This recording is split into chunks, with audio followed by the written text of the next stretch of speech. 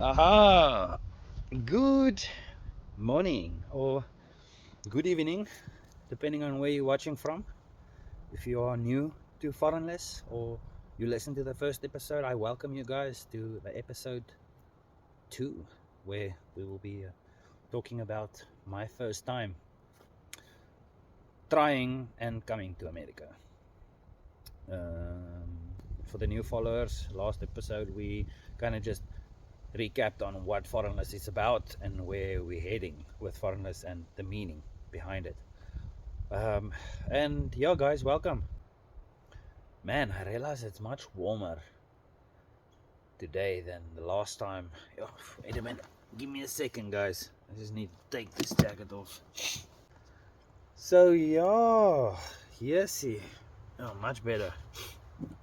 Please excuse me. I'm a little bit under the weather. I've got a constipated face. And this is not cocaine or anything. Or sniffing salt. It's just some Tiger Balm to help me clear out a little bit my nose so I can actually do this, because we're motivated to do this enough, first of all, and the rest of the week, the rest of the month is just like a hellhole, busyness. So yeah, I thank you guys for listening to me, and I want to tell you guys, shucks, I did not expect it, but someone reached out, another South African, and I want to introduce you guys to him. His name is Christo. He's a foreman in America. So let me just get one thing straight. That's not a very easy to come to a first world country and you work your ass off. Let me go like that. Christo was also one of the. Now, I don't know, I know if some of you South Africans can remember in COVID time when Biden stepped over from Trump, they kind of shut down the visas, and then there were only an emergency flight. Now, I know 6 months later, Biden took over, then I flew, but I know about the emergency flights, and he was on the second flight over. And guys, he's making a living for himself here. And it's so amazing that we sat over the phone for almost 3 hours and just spoke to each other. And if I had that my first year, I think my first year wouldn't have been actually that bad. I wouldn't have kind of regretted coming to America and almost not coming back again. But you know what? Christo, the reason why I say Christo is such an inspiration, guys, not only is he also busting his ass being the foreman running a bigger project over other South Africans, he takes the time to reach out to South Africans in time of need.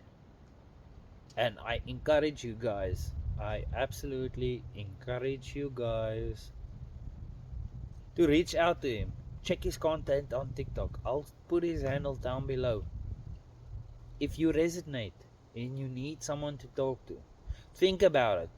Rather 2 hours of your own trucking time to talk to someone, knowing you are not alone, knowing that there's someone that can help you from a different perspective, or go getting drunk, drinking and driving, causing accidents, your own life and maybe others, you lose your opportunity and you get deported. Or you get into a fight, they sue you, bang, you are in trouble. No, guys, take the time.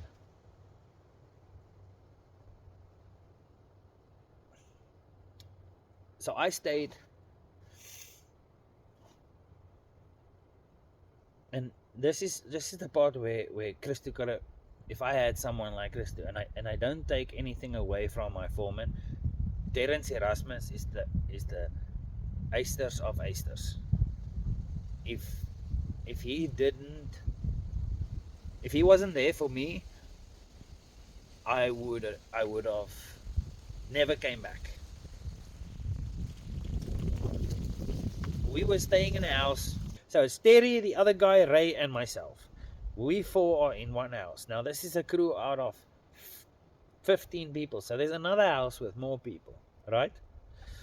Let me just make sure we are still recording. Okay. We're still good. We're still good. Because I've lost an hour and 40 minutes of footage because this phone updated on me, which I didn't know. But we digress.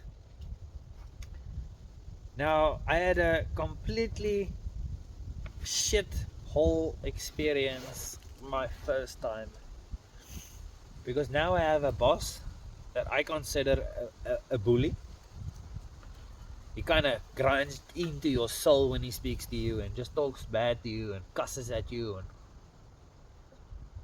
what do I know? A first year guy. Okay.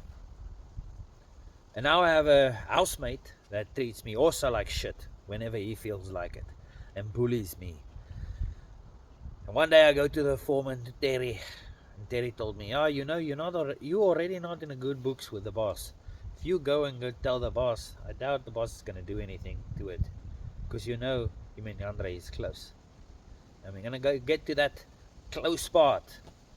You would rather be close to your boss than else's opportunity." But we digress. I was in a wash bay, washing tracks out for almost 3 weeks, which was not in the job description, but we did it to make a better life for ourselves. I get a text message from this person. I'm going to take 1 bag of meat from your side. I ran out. I'll fix with you next week. Now, you heard how I said that. And I answered him, "Yeah, it's fine. You probably already took it." Now, to give you the mindset of this guy, we're 5 in the house. We put $10, $10. So you've got $40 of product. Split it up, 25, and that's your deal. But now you eat 30% of something, or so you're taking something from someone, and this is his way. Oh, here, look at it. They thinks I was chirping him, and he said, "Oh, he's gonna beat my eyes black." But he cusses, and he's like, he's this 5'2", I don't know what he's, but short little man. He's 10 years old. He's got this big beard, bald-headed biker mentality. So he's just gonna beat me when I get home. So I was like, you know what? It's just whatever. I'll be home soon. Now I walk home in a minus 20 degree, I'm covered up thick, but I'm a little bit wet. So I get home and my suit I climb out of it like a Tony Stark suit. So now Ray comes down the hall as I walk in. This guy walks with his back towards me into his room. He gives me this foul shit face look and he slams the door. And in the time, Ray asks me, "But how was my day?" And I thought, okay, deal with it. That's what Terrance said. So I raised my voice and I said, "Yeah, once again, another day in the wash bay. But hey, we're having fun, aren't we? I'm just really tired of this bullshit talking." I said it loud enough for him to hear this, and he comes out. Now, as I said, this guy's mentality is this Napoleon syndrome. And he's the guy that if you look left, he will sucker punch your ass. And he's at that right height to hit you right on the trip switch, right? And I know this. So I keep him away from me. And I told him, "You better back up." But no, he swung at me.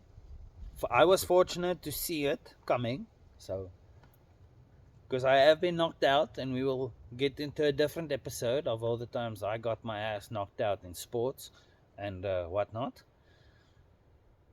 Saw him coming. I gave his shoulder a tap. I went for his neck. We went over the couch. We hit the floor.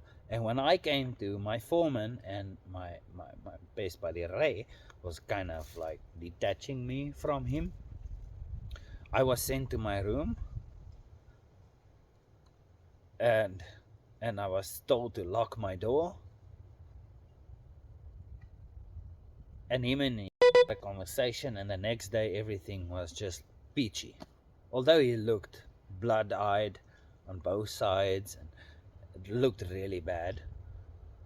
I felt a little bit bad because I didn't want him to look that bad. I just want him to teach him a lesson that you do not speak to me like this anymore. You do not bully me anymore.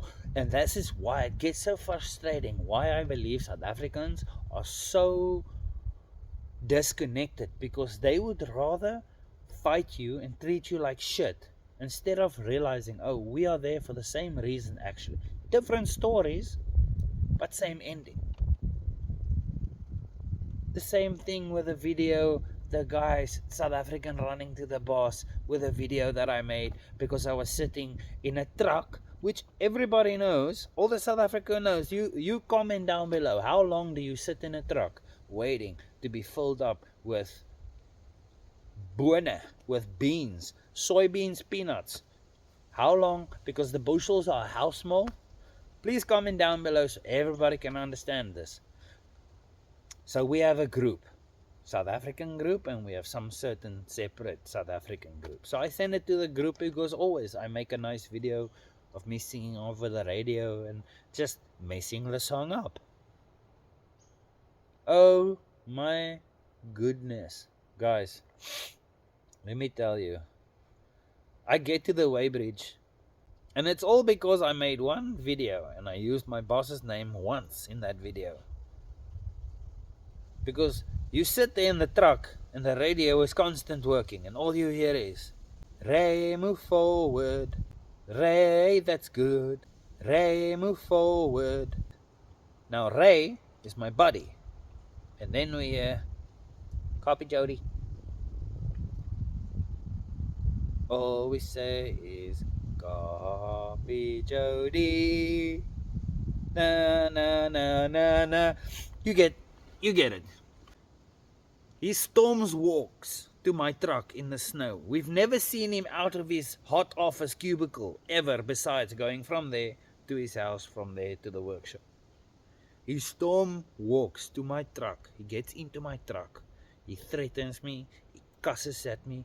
And now I'm struggling to realize, why am I still here? Yet again, thank you, Terrance Erasmus, for keeping me there, because you told me that if I skip my first year South Africans, I encourage you, stick it out, be a man. You know, stick it out.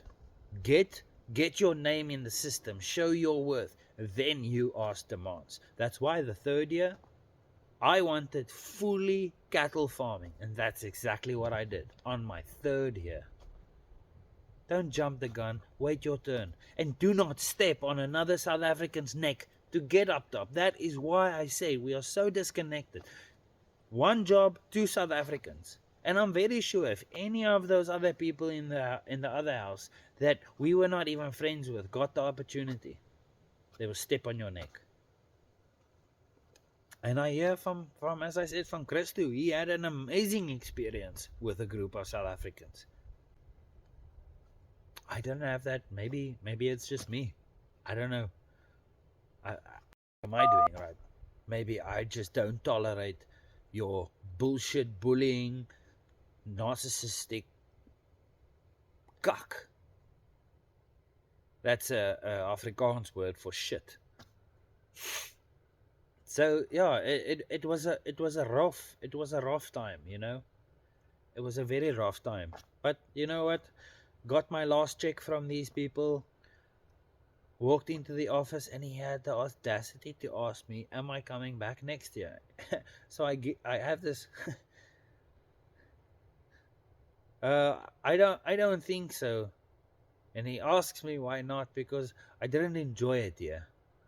I felt very bullied, and I know there's a lot of South Africans that will not come back next year. And out of the 15, we were 8 that didn't go back. The other were the people that were ankle deep,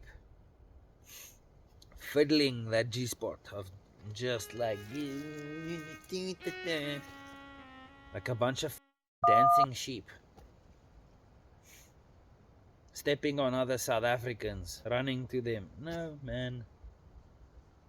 That's not how South Africans should be, man. Small people should be like Christo. My honest opinion. Reach out to your nearest brothers.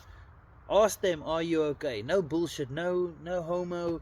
You're not gay to ask your other buddies, are they okay? A bietjie gay is okay. As we say in my culture, it's not a bad, it's a little, to be a little bromancy is not wrong. Bromance with your guys. Say, hey bro, I care about you. Are you okay? But I ended up taking all that. I took my last check and I am still...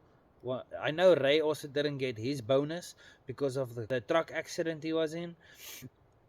But I was also... No, I didn't get a bonus.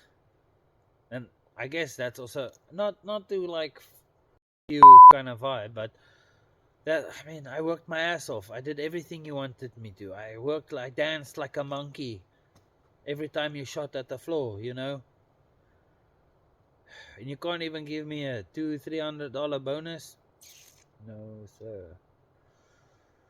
Took all my money and I ended up traveling. I was like, I traveled to Indonesia. I traveled to Thailand, got some tattoos, I did some diving, I did some food tasting everywhere I go. Local Bintang beer, nice. You know, we did some Singapore and then we came home. But in our travels on our way back, the whole COVID thing started happening, but it wasn't that big in South Africa. So I got the chance to travel in my country a little bit. So I traveled a bit. Not that I haven't traveled, I just traveled to places I haven't seen. And as I am a foodie and a booze cruiser, like I used to be, a booze cruiser, I'm still a foodie.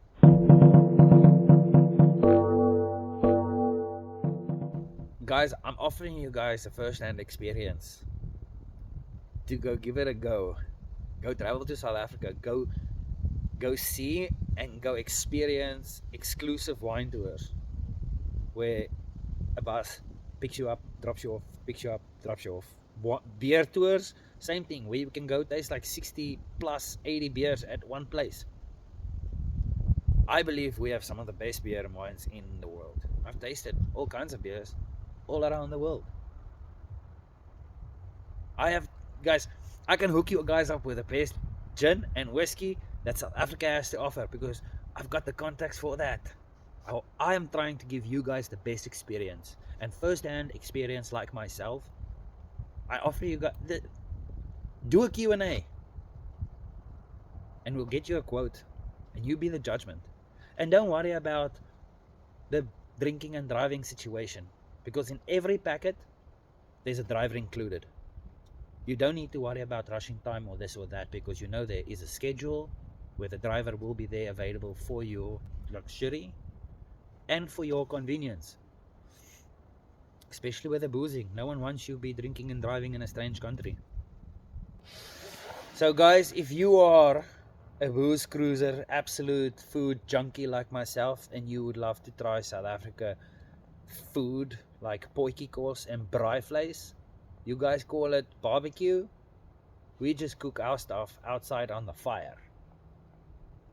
We do our hot dogs different. It's real meat, real relish. Please contact 843-254-8248 and I repeat it, 843-254-8248 if you are that kind of foodie like I am and a booze cruiser.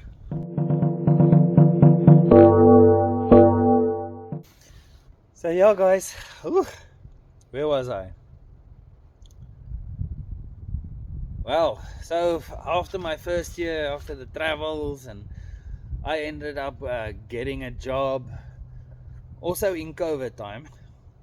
It was so strange going through the airport and knowing that the year before there was like so many people, you almost got an anxiety. You've never seen so many people together, and the next year you can hear someone drop a bag of chippies in the far side of the airport. It was so strange. Ended up working on a semi cattle farm, semi trucking farm. Did a lot of trucking, did a lot of combining, did it. I was very fortunate to be very hands-on with the cow department, because the guy that had the horses and the cows that was doing all that, he kind of put me in charge of the little fowl, and I had to make sure he gets like tamed from all the noises. So I had like a program, a training program, and to get him, and eventually I was the only one that could get close to him until everybody else was ready to be introduced. And I know he had a big male. I don't know what you call him. What do you call him? What do you call him? A stud? A stud, yeah. He had a stud, a wild stud that no one has ever touched, like in 2 years or so, until I came along. So I loved that job so much. But there was some implications yet again with some South Africans, and I had a suspicion. So I put my phone down on the table and I set a recording. Now, I don't have any hard feelings towards the people anymore, because I don't hold grudges. I understand people say things under pressure, and that's fine. That environment just got very toxic. The ex-girlfriend came and visited me for a while, for 3 weeks. She was there for Halloween. There also was an incident. Yeah, as I said, not gonna name names, but we ended up dealing with that and also respecting the process. I ended up leaving or getting told. I don't want to go into that, but ended up at the Start McCabe guy, alcoholic, just ruffian. I told my agent, listen, I need to get out of here, because I don't want to work with an alcoholic. Like, he comes there, he drops off like a whole case of beers and asks us to work 300 calves, and it's 8 o'clock at night. I was like, okay, that's gonna take us the night. And of course, the crew that was already there when I got there, they just like him, so they dope. I don't mind taking a dope or two in lunchtime if you have like a 30-45 minutes and you already worked your ass off in the morning, I'm sorry guys, I don't mind, that's not too bad. But yes, getting so intoxicated where you almost cause someone's harm, that's where I draw the line. Now here I am in the shoot, and I'm pushing heifers. I'm pushing heifers, and I'm expecting another same group of heifers coming through. I don't know what that guy did on the outside. I turn around, here is a 6-month-year-olds roided upstairs. And I say this because that's what this farmer did, because he was selling his meat to a certain place. I don't want to get this, but yeah, that is the unfortunate part of it. And there I get trampled on, and I broke a bone in my finger, and I think I broke a rib. I really got injured. And a week later, I resigned. Almost also having to feel like I will have to defend myself against the boss, because he came to me drunk one day, smelling. That was the day I said I'm done. And I told him the previous day I'm done. So he comes to the place where I stay, and he starts yelling and cussing at me. And I told him, I told you yesterday I'm done. And then I kind of was ready to protect myself there. But I mean, no sorry that I messed up the cows and I got you hurt. Nothing, just laughing, drinking it off.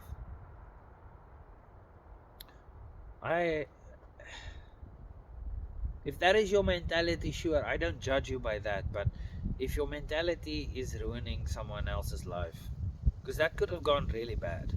What if that thing stepped on my head? I've been maybe a vegetable, you know? Or looking like that guy, that little hunchback of 300. Imagine that. Maybe my views would have been higher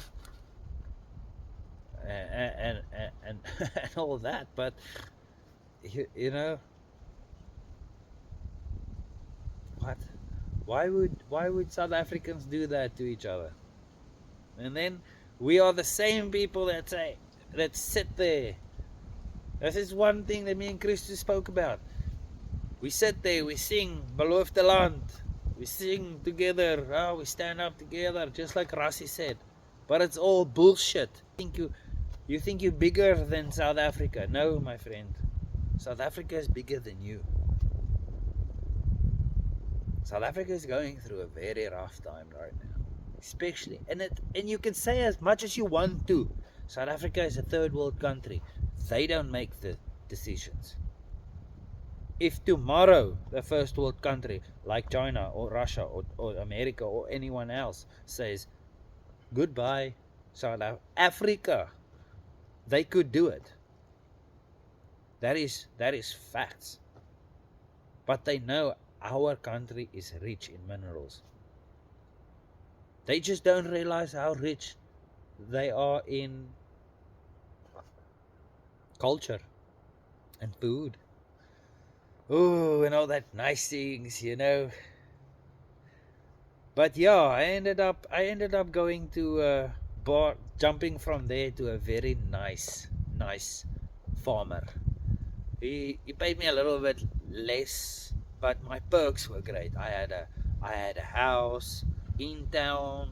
I was like 7 minutes away from work, very convenient.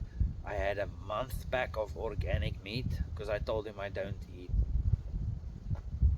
medicated meat like when you dose and steroid and stuff like that. I prefer not to, but I mean, what do you do if everything's like that here in America? There's one thing that I can say that South Africa has is organic, still organic, cheap stuff. But I digress. So here I am trying to get my paperwork ready to work for this guy for like as many years as I could, because here I am treated well. I enjoy my job, and now my girlfriend can come visit me easily because with no South Africans there or no nothing, just me, and I have a house. But she was off traveling at the time. Ended up not being able to get my paperwork in order. Just took too long to get processed, and I had to go back to South Africa. So now my girlfriend's in New York. I go and visit her at the time. 1 week before I have to go back home, and then I was gonna get my paperwork ready and come back. We spend the week in New York, do what lovers do, just lovely. The night before I fly, she breaks it off with me because of what happened in Oklahoma. Not in Oklahoma, in Montana in October, Halloween. I got mad. She didn't like how I got mad. I punched a hole in the wall. But of course, the reason why I got mad is not valid, so I'm not gonna even go there. If you are interested, ask about it. Then I will gladly tell you why us men get mad. I'm not saying I was right. I was wrong. It is awful to see someone scared of you, but no one, you will never harm them. Coming out of an abusive relationship myself, I know what it does to someone. I know it's bad. I know it hurts. A different day, different discussion, different episode. So here I am, dumped the night before I fly home. Now, I go through my emotions. I cry. I beg.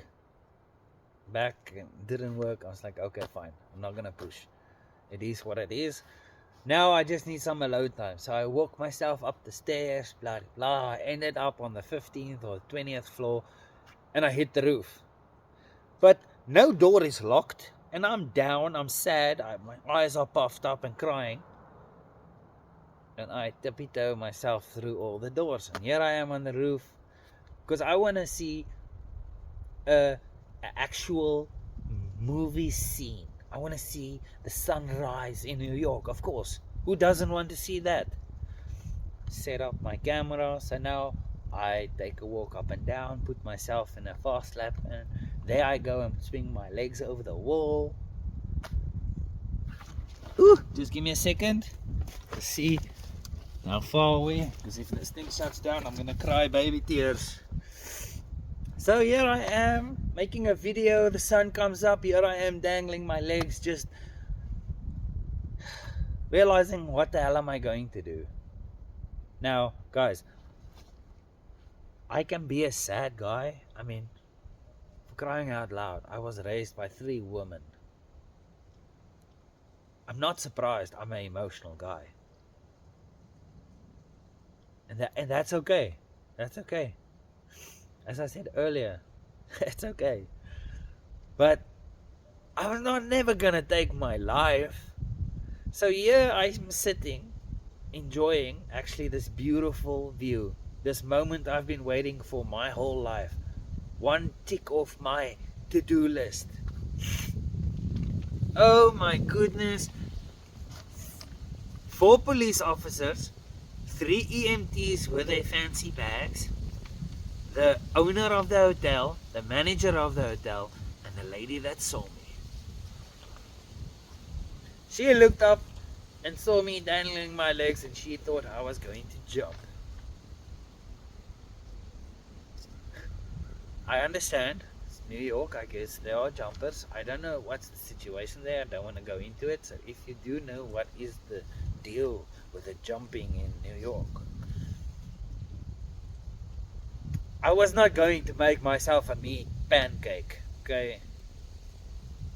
I really love myself way too much to where I'm gonna commit, I'm not allowed to say it, but do that self-harm myself to not live anymore.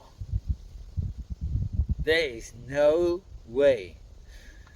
So yeah, I ended up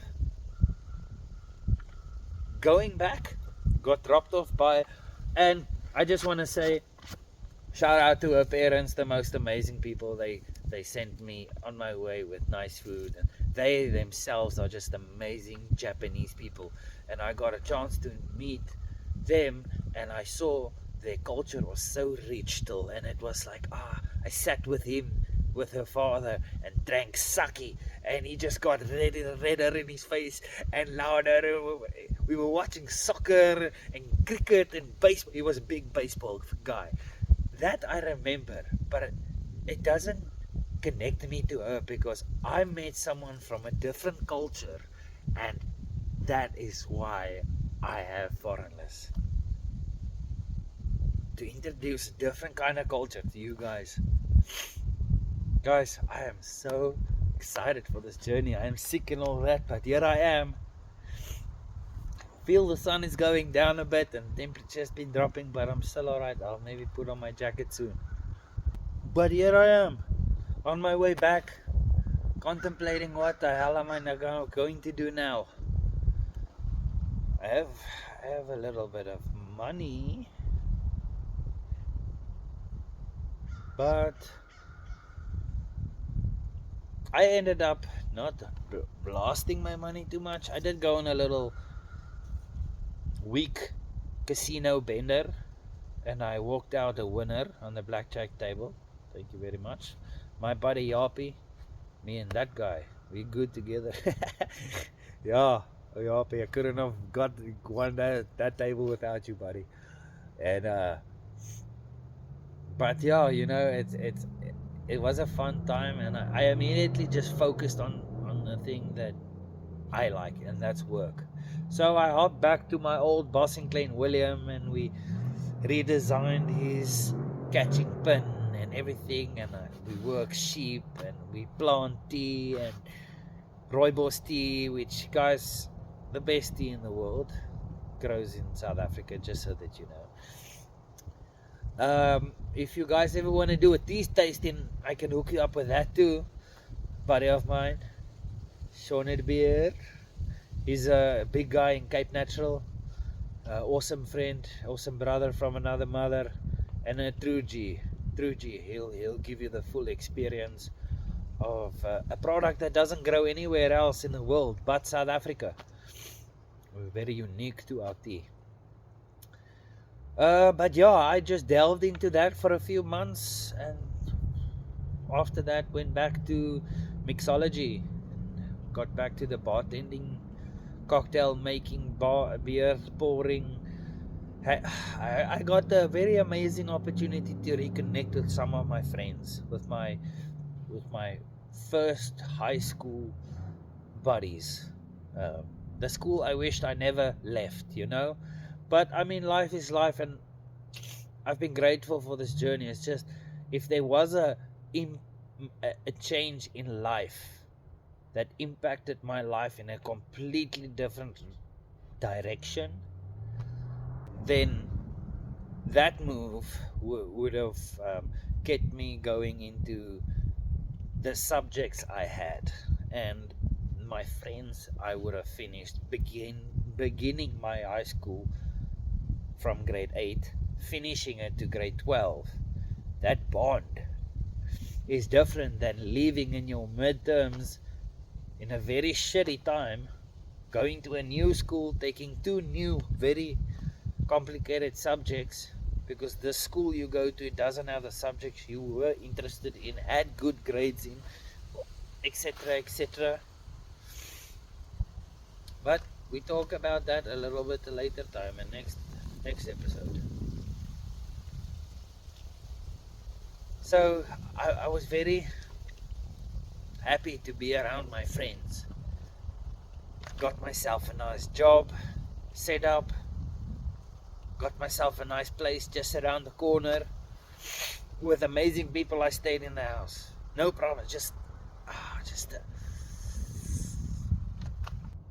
and I also shout out to a good buddy called Raoul, my longest friend in that tough times. That's a South African that was out there for me. So here I am, perfect. Love my job in a really good bartending industry at 2 very well established places, Brauhaus and Cape Town Gin Company, where they do whiskies and gins, and at Brauhaus they do beers and just whatever you and whatever else you do drink, they had it there. There I get some bad news. My mother got taken into the hospital. Now, my mother was dealing with some medical issues her whole life, but in and out of the hospital. So here I was thinking, okay, maybe it's just one of those times, Maybe it was just one of those times. I get the call, my mother is in a coma. So here I am, stuck in a very hard spot. I just got everything that I worked for so hard, and no one's gonna just let me go and deal, because I had a lot of shit to deal with at that time. At the time I got an interview in a job for Oklahoma, so of course I have been considering to take that job.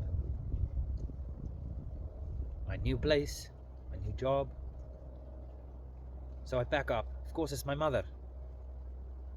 Of course, I'm sad about leaving everything behind. But in a heartbeat, I pack up my shit, I go to my mom.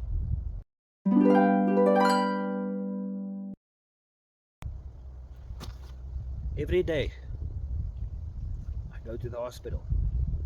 Every morning, every afternoon.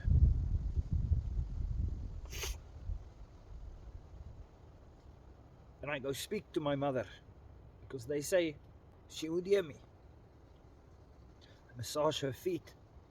I tell her that I really needed her still.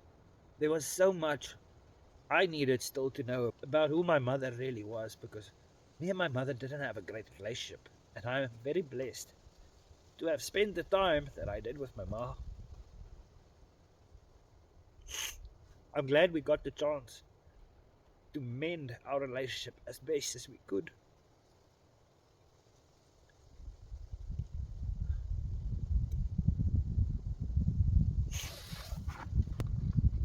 I want you to know, guys, I absolutely hate this. I don't like being this raw in front of people. My ma did the best she could with what she had, and I understand that, and I understood that way too late. Does it justify what I had to go through as a child? No. We'll get to that definitely the next episode. But losing the only woman that you have ever loved from birth to when you had to say goodbye, where you walked into that hospital and they do not let you into your mother's room, and you see these little yellow masked Martians walking into a room, and how do you not break? I fell to the floor and I didn't know what to do. She's gone, and I had so much to say.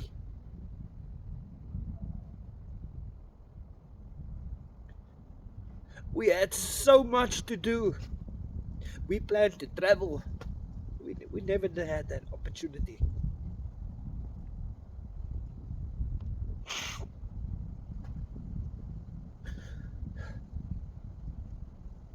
But my mom was cremated, and everywhere I go, I take her with me.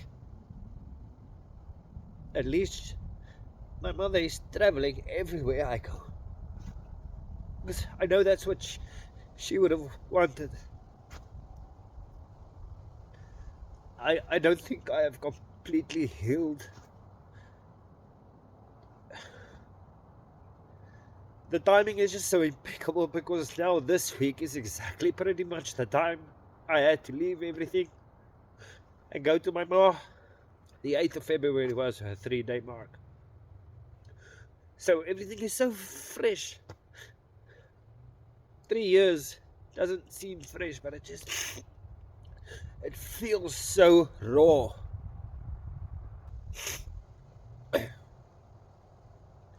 So here I am, packed up, go to my mom.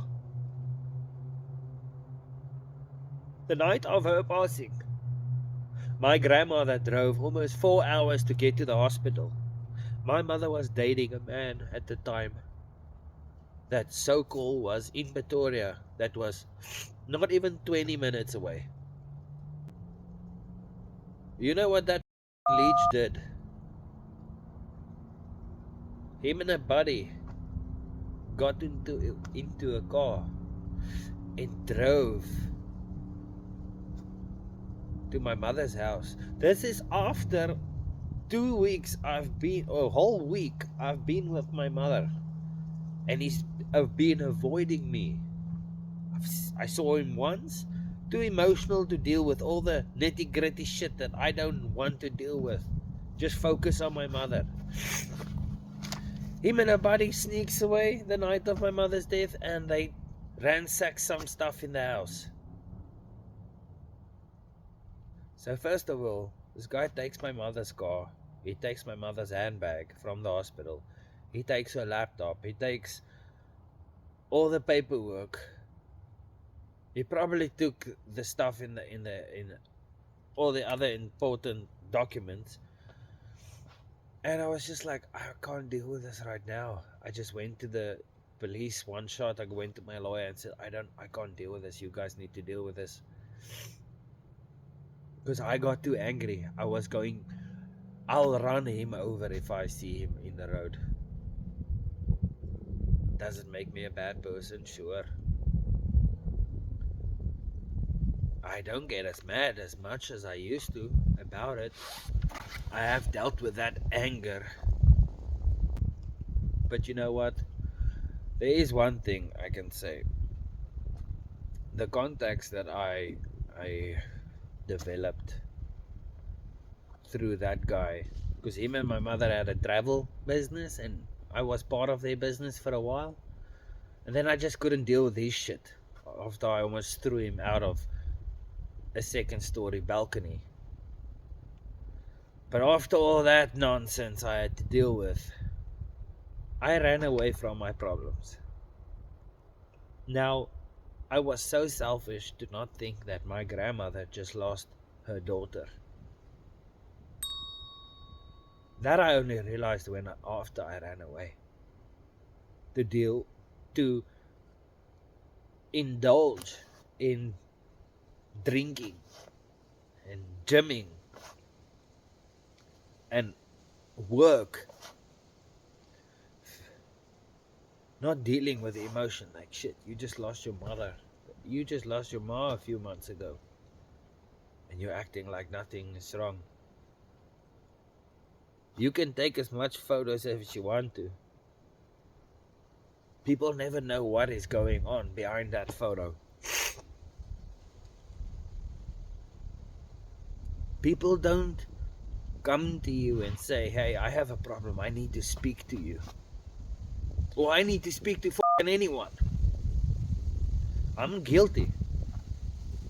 I only recently, like last year, admitted to my wife, hey, maybe I need to talk to someone. I've got a lot of pent up energy in me. And hitting a tree or hitting a wall or hitting a punch bag is not working for me anymore. Because my hands don't work anymore as much as they don't. I broke them in rugby too much, or with the cattle business, or being stupid, thinking you can conquer a brick wall. I'm not Bruce Lee. I'm not Rob Van Dam. I'm not fucking Keanu Reeves. You know, I'm not these people, and here I am fighting walls. So stupid.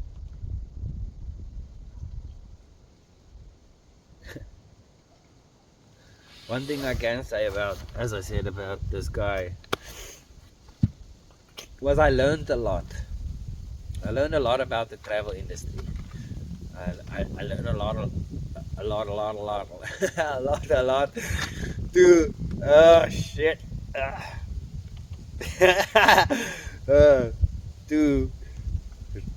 To get people connected. To make smooth transitions, guys.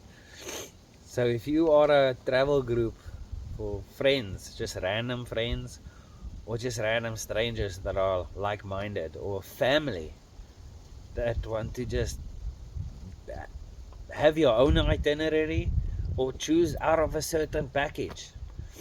Adrenaline junkies, who's cruising and fooding, history.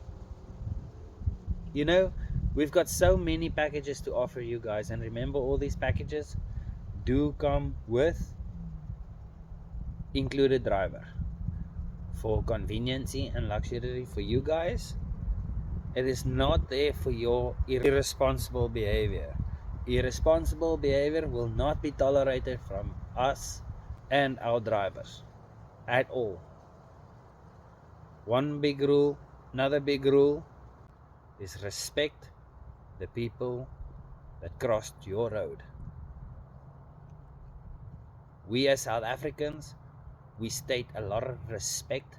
So respect brings you a lot further.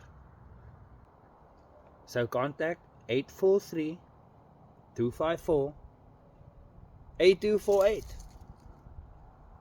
for a quote. Ta-da! That's how easy it is, guys. That's how easy it is. There's nothing really too hard about that. But Oklahoma, I loved that job. My boss was pretty cool. He gave me some extra month to deal with my problems I had with this ex-boyfriend. Instead of grieving, I had to deal with that shit. So, loved my job, loved working with cows, made some, not, I can't say really I made friends for life in Oklahoma, because my lifestyle was just boozing, just drinking, and I don't live that life anymore, so those people don't talk to me anymore. Yes, they are Americans, but I mean, that is the life of society. If you change your ways, even if it's for medical reasons, people don't care. So, nevertheless, the nice thing about Oklahoma turned out meeting my wife on TikTok. Yeah, hashtag we met on TikTok. We are one of those relationships. And you know what's sucky is we've been together since day one. And being apart from her feels like there's a big chunk away. I didn't expect it. I mean, I should be used to it. I mean, you learn throughout the years, and my previous relationship was a lot of distance, so you kind of, but I miss my fro so much. But that's what came out amazing. Is meeting my wife. We did go. Me and my wife, we partied together, and then I had my EB3 at the time with a company, and I didn't realize. Listen here, I'm actually falling in love. And one day I woke up and said, you know what? I didn't want to go this route, because I know the look I get from other South Africans if I said, yeah, I am married to an American. Because it's such a stereotype. We Americans come here and marry. It's such bullshit. What? Don't you think Rihanna saying we found love in a hopeless place for love and charity? Can't you go to South Africa and meet your lovely wife? Yes, so many of us here. So yeah, I met my wife on TikTok in Oklahoma. I was just bouncing around in my tractor. After a while, I took her to South Africa for a nice honeymoon. Took her to the Kruger National. Took her to our South Africa New Year's parties, rave parties. 3 days later, I ended up in hospital, pancreatitis. So yeah, thank you. Boozing. See? I don't booze anymore because of that. But you don't need to not go and get a Q&A, get your quote for boozing, cruising, and fooding. Just think about it. I'm just saying. Hey. Guys. Oh, sorry. I need to blow my nose. We are determined to do... Oh, shit. Sis! I can't breathe. It's so bad. It's so bad. Guys.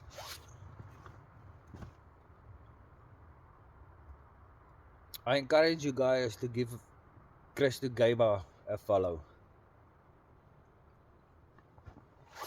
Go see if you are not very much interested in just having a chat instead of being in your own mind and being influenced by other bad people. You know, I can't even imagine if my foreman was a bad guy also, just like the bad housemate I had. I was grateful I had a good foreman, and an amazing friend. Not a friend, a brother. A friend for life. Brother. It's the bullet, jumping in the bullet kind of friend, you know? Do you know what I mean? Oh, goodness. I'm grateful for my grandma. I'm grateful for my wife and all her support. I'm grateful for my boss and them that I have right now. I have amazing bosses. The one is a little bit, what do you call it, passive aggressive, but he means well. He teaches me a lot, and absolutely, I understand his way of teaching. Shit. Yeah, it's getting a bit chilly. Chilly. A little bit chilly. I wonder. Yeah, because chilly. Okay, I guess.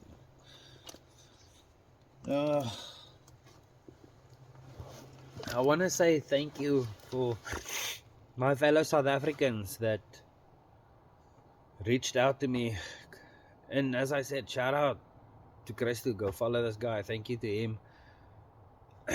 Thank you to my other friends abroad that are Mani. Fuck. Thanks, dude. Joos, Andre, fucking Terry, Ray, everybody that supports me. I just want to say thank you to the bottom of my heart. The gratitude I have is amazing. I thank you for being my word of mouth. I thank you. If you know a situation or know someone that's going to South Africa, let them be part of this journey.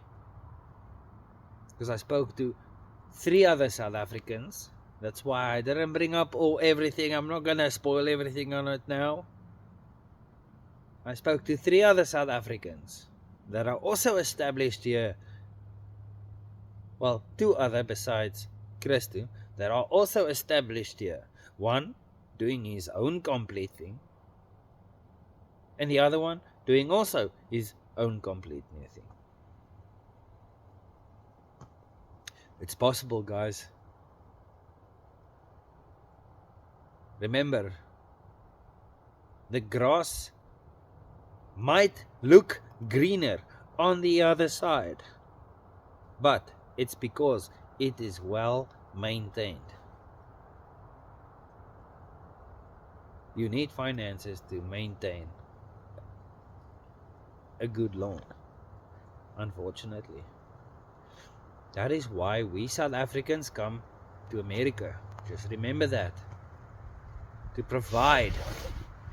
So you as a South African, think about it next time when you want to hate on another South African or step on another South African to get up top. There is enough for everyone. I've seen it. Christo vouched for me that it is possible. That you can go through this unscathed. Well, not unscathed, but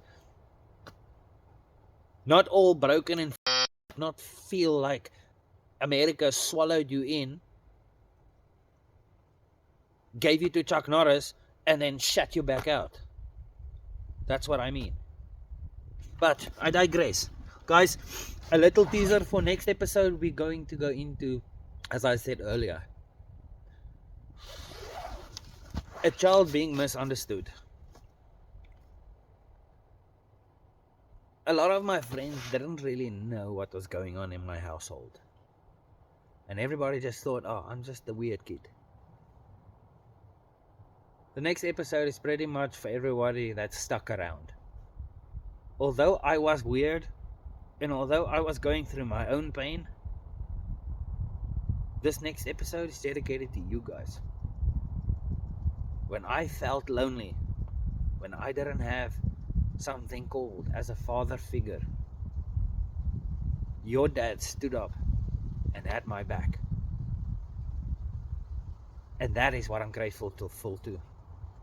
I try to be as grateful as I can.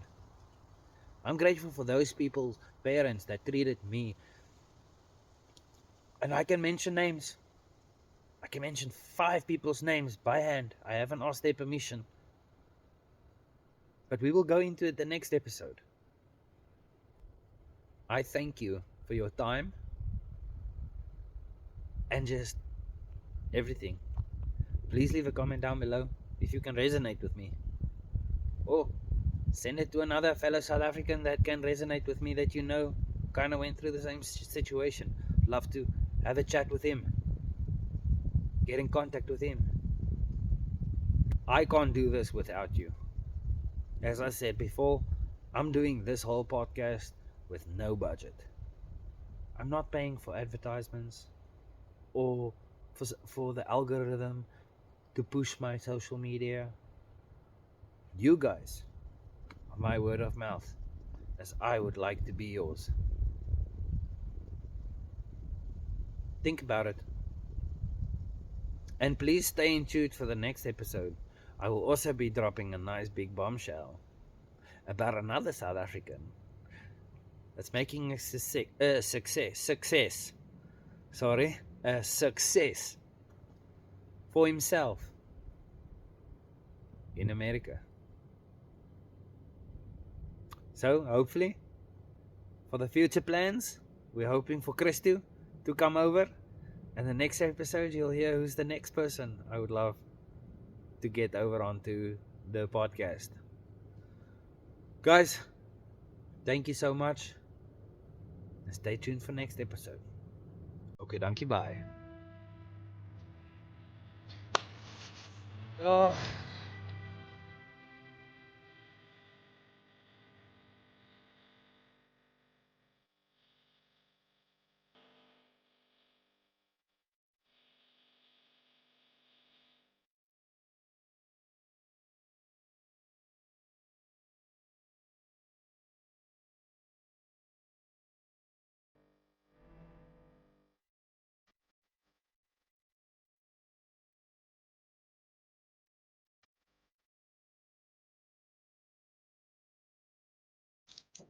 Now to getting healthy and grafting. We've got some big things coming up this month. Some big opportunities. Yeah. Well, guys,